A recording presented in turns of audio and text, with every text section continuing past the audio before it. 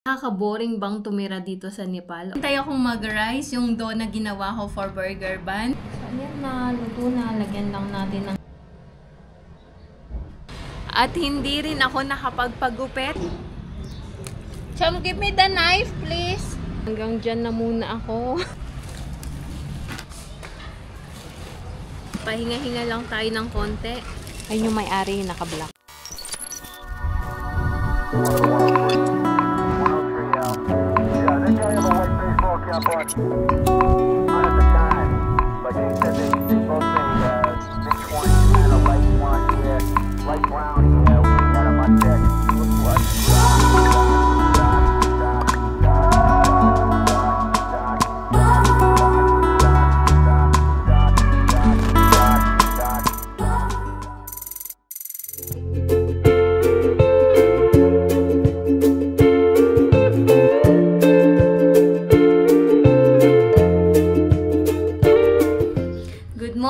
Good morning! Kamusta po kayong lahat? Welcome back sa aming channel, SL Nepal. And muli, samahan nyo ako ngayong araw na ito sa aking buhay dito sa Nepal. Simpleng buhay dito sa Nepal. So, time check tayo. It's 8:43 na ng umaga. And andito ako na ngayon sa kusina dahil magagawa ako ng burger buns para kay Cham kasi yun yung dadalhin ko sa kanya para sa kanyang lunch burger. So tara, magpe-prepare muna ako and sama ko din kayo along the way ng aking araw dito today sa Nepal. Maya naman ulit!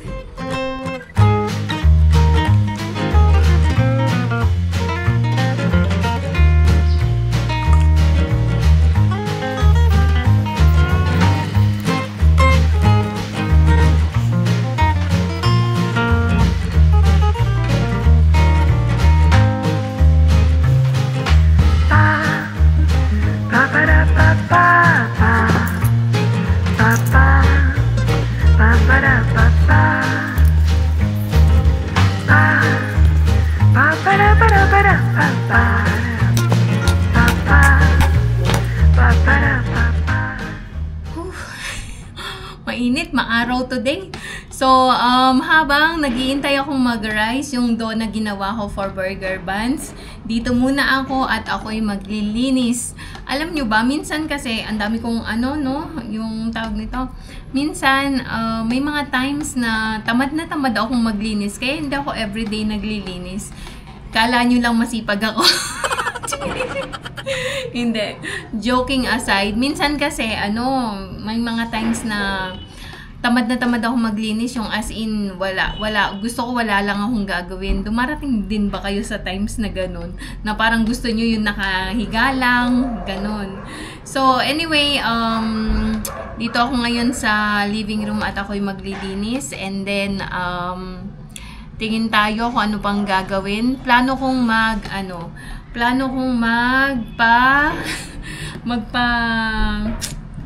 putol ng buhok. So, tingnan natin kung free si Bindunani, magpapasama ako. Try kong magpaputol, ang init kasi. Pero, ang ganda na ng, alam nyo yung pagising sa umaga, yung breeze ng hangin is simoy Pasko. Nakaka-miss ang Pinas. Simoy Pasko na. So, sabi ni Santosh, ito daw ang breeze ng Dashain. Kasi malapit na din ang Dashain. So, ayun, maya naman ulit. Diyan muna kayo. Our hearts beat to the city streets, we began to feel the fire. We rise like tall buildings as the chemicals they take us higher. The night's young, it has just begun as she puts her hand in mine. We wanna chase the night.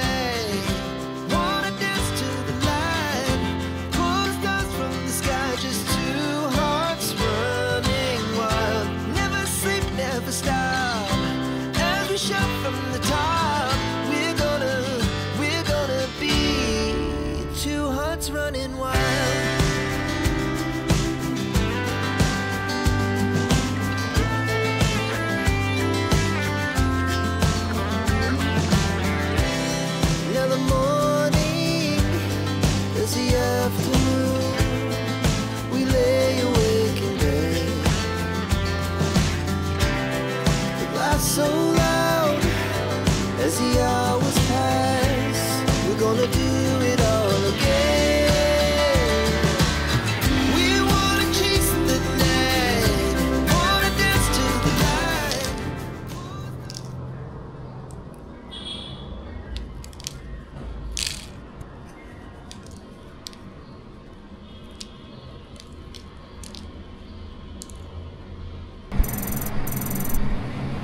na, luto na. Lagyan lang natin ng butter or ghee.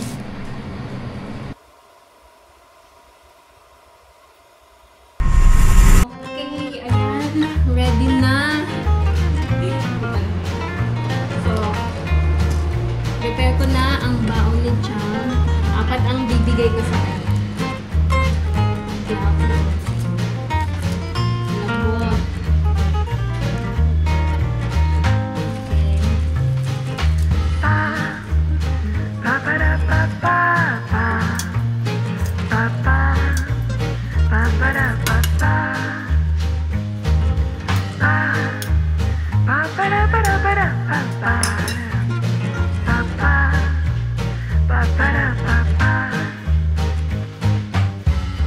Ito yung pati na ginawa ko. Parang tulad lang din ng kahapon.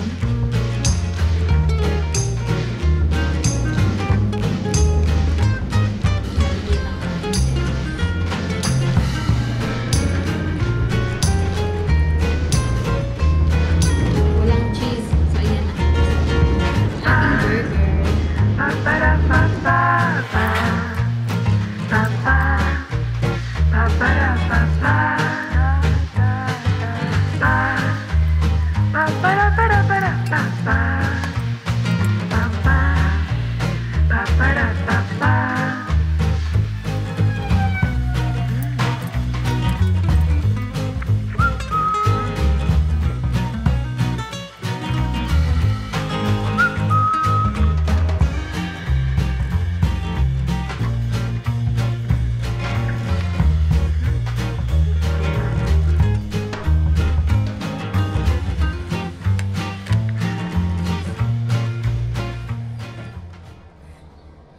So, ayan na ang kanyang burger.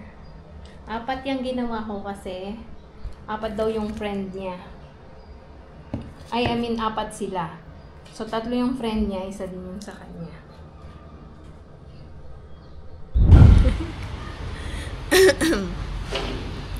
Magandang hapon. Parang ang wait lang. Ayan, taasan natin ng konti. Ayan, magandang hapon. Uy! Bakit hindi na to flat? Ayan. Magandang hapon sa inyong lahat. Time check, 5 o'clock na ng hapon. And hindi na nasundan kanina ang aking vlog. At hindi rin ako nakapagpagupit dahil ako'y naidlip. Nakatulog ako. Nagising na lang ako nung dumating si Champ para nag-prepare ng merienda. And then, so, ayan, katatapos lang namin magmerienda and bago ako maligo, linisin ko muna dito sa aming, aming terrace. Kasi tingnan nyo, oh, dahil sa madalas na pag-ulan, kaya naging ganyan ang aming paligid. So, maglinis lang muna ako, siguro until 6 and then after nun, mag-refresh na tayo. So, dyan muna kayo, balikan ko kayo maya-maya.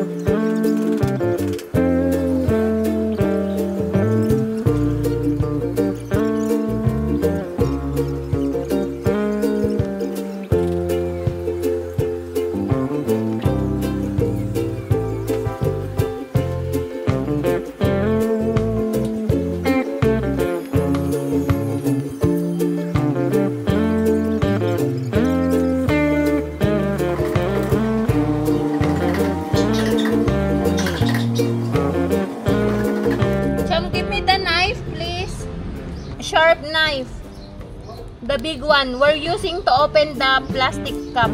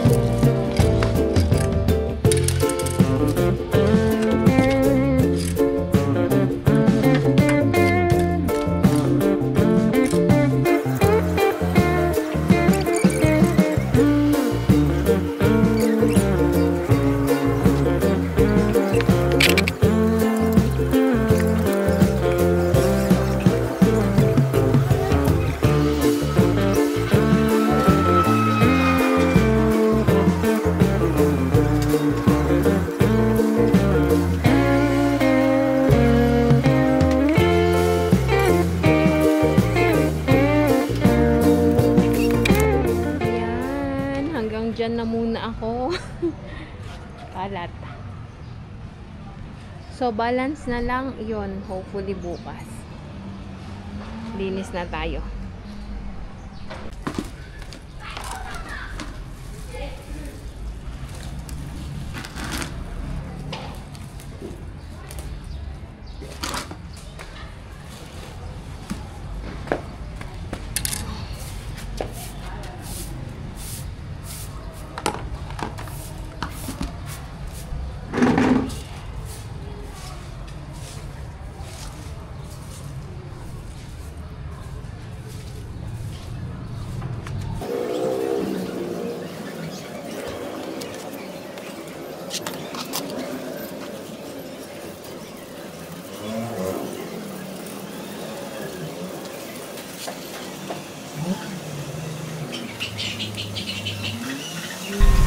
Pahinga-hinga lang tayo ng konti at pagkatapos ay maliligo na din ako. Time check, 6:16 na ng gabi. Tingnan nyo, oh, nagtatrabaho pa din sila.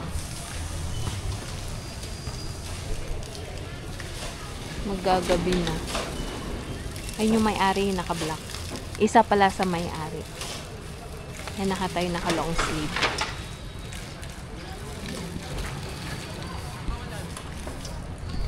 So, maya naman ulit ang update ko sa inyo. So, ayan, refresh na tayo and nandito naman ako ngayon sa kusina. And then, magluluto lang ako ng aming dinner dahil rush hour. Rush hour na, 7:10 na siguro. And balikan ko kayo mamaya, chikahan tayo. Luto lang ako. Hindi ko na ipakita yung iluluto ko kasi the usual lang naman. So, maya naman ulit.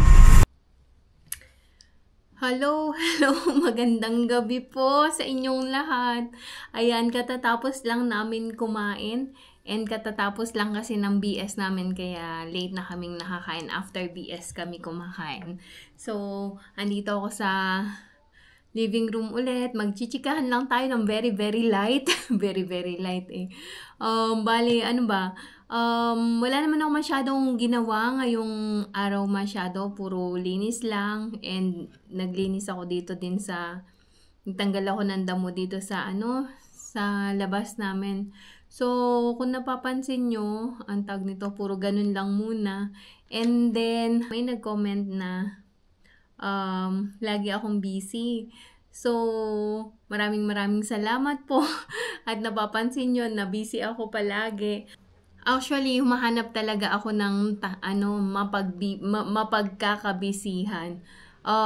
Baka natatanong nyo din na nakaka-boring bang tumira dito sa Nepal? Or nakaka-boring ba dito sa Nepal?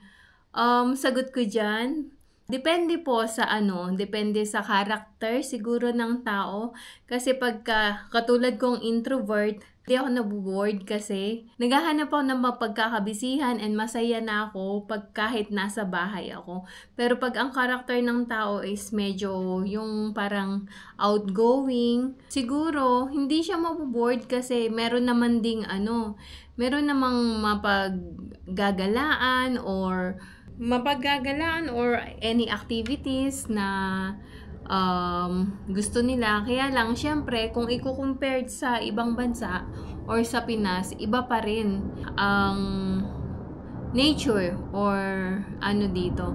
Kaya, ako kasi hindi ako talaga, siguro, napapansin nyo, lagi din akong puro gawa, luto, yun, kahit nasa bahay lang ako, gawa, luto, busy pa rin. Kaya wala akong time na maboard. May mga pagkakataon na tinatamad ako.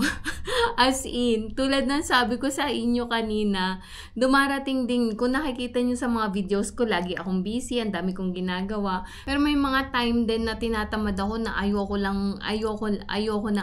kumilos, ganyan. And thank God kasi supportive ang dalawang boys. Kasi, halimbawa, pag wala ako sa mood na magluto, ang iluluto ko lang yung scrambled egg. Okay na sila doon, hindi sila nagrereklamo o bakit ganito lang yung niluto mo. Ganun ba? So thankful ako kasi understanding sila pag wala ako sa mood.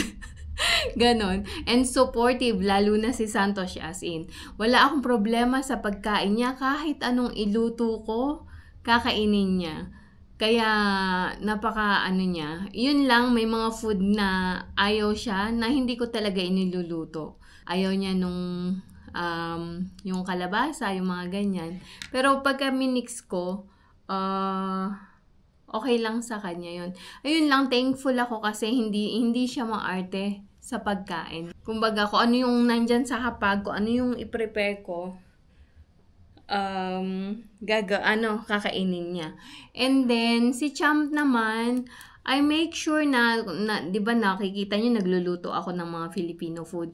Kasi alam niyo ba, nung last na uwi namin, matagal na, way back 2018. Nung huling uwi man namin 2018, hindi pa siya masyadong familiar sa Filipino food. Kasi ako nun is every year lang umuwi dito sa Nepal. Kaya this time, pinafamiliarize ko siya sa mga pagkain. Tulad, nakikita niyo, nagluluto ako ng sinigang. Yung ganyan. Tapos adobo. So, nung huling uwi namin, alam niyo ba, yung kinakain niya, yogurt lang. Yogurt, hindi pa siya masyado nun sa meat. And ayaw niya din ng seafood. Alam niyo naman sa Pinas, marami tayong dagat, so maraming seafood, isda, hindi siya kumakain nun. Kaya this time, talagang lagi ako nagluluto ng Filipino food para ma-familiarize siya sa lasa. And iyon, nagugustuhan niya naman, especially yung sinigang. So, iyon, to summarize, depende sa tao kung yung pagka-boring dito. Kasi dito talaga sa Nepal is, tulad ng sinasabi ko sa inyo, is napaka simple lang ng buhay. Siguro, sa amin, as in sa akin, kung mapapansin nyo, naghahanap ng mapagkakalibangan. So, ayun, kaya hindi ako naboboard na tumira dito. Kasi since ito din naman yung pinili kong, ito din naman yung napagdesisyonan ko na tumira dito. So far, na-enjoy ko naman na kaming tatlo. So, ayun lang po. Medyo mahaba na pala to. Ayun lang po ang may share ko today. Ayun lang po ang may share ko sa inyo. Sabi ko, chikahan very, very light. Medyo humaba na. Pasensya na po. So, ayun. I-close ko na po ang video na ito for today. Bukas naman ulit. And maraming salamat sa patuloy niyong panonood ng aming mga videos. At maraming salamat din po sa bawat like, comment at shares ninyo. Sa mga bago po sa aming channel, welcome po sa Simple Living Nepal, SL Nepal Family. At sa mga hindi pa po nagsusubscribe, baka naman pwede pong pakiclick ang subscribe button below at ang notifications bell na din para updated kayo sa aming mga bagong videos. So hanggang dito na lang po muna. See you on the next vlog. Good night everyone. Bye-bye. God bless.